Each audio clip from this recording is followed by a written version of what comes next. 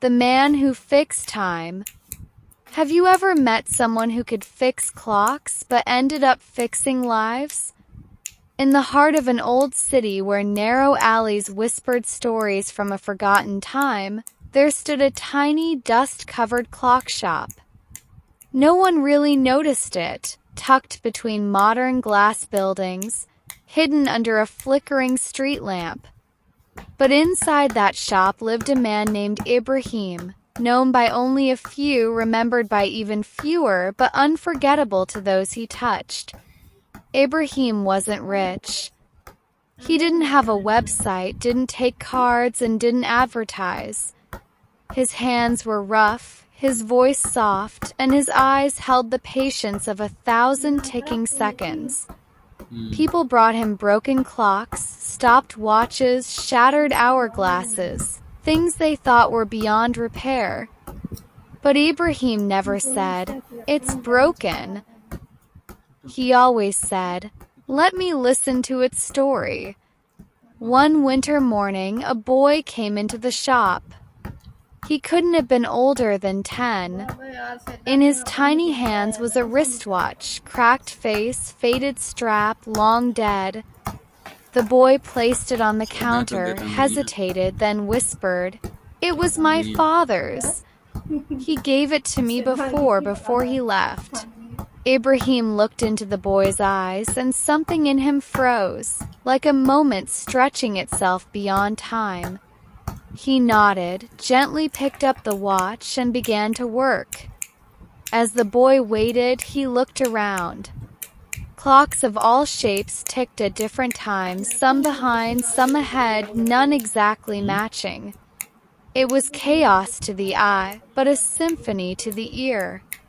It was as if Ibrahim didn't fix time. He simply gave it permission to exist in its own way. The boy returned the next day, and the next.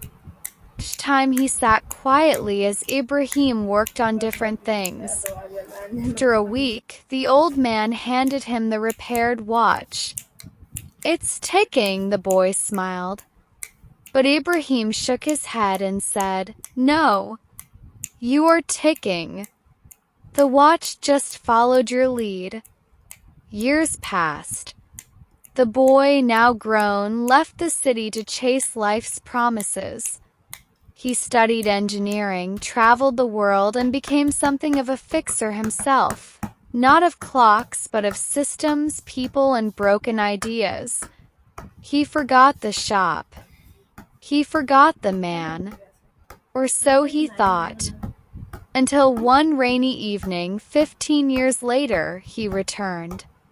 The city had changed. The alleys were now cafes, the glass buildings taller. But somehow, that old flickering street lamp still blinked over a door he had once walked through with tiny, hopeful steps. He opened the door. The shop was silent.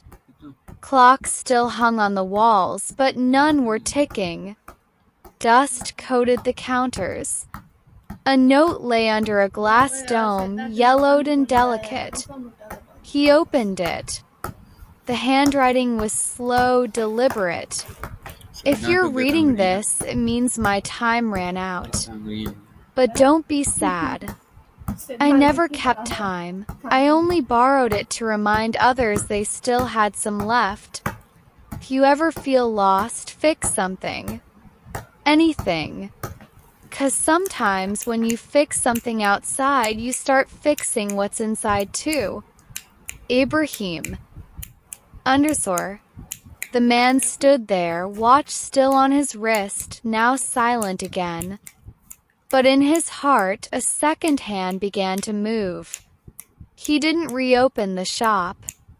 He didn't need to.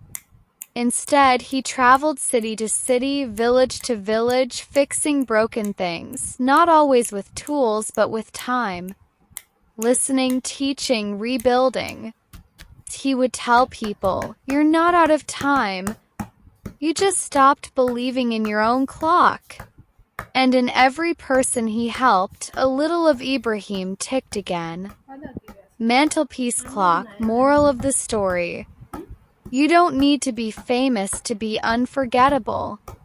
Some people fix the world not with noise, but with patience. And sometimes the smallest act, like fixing a broken watch, can set someone's life back into motion.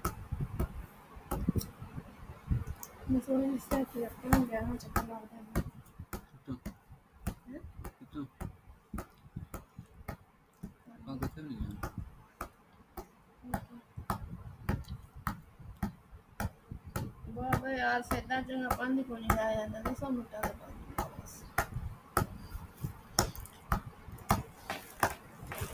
सदा तो गे टांगड़ियाँ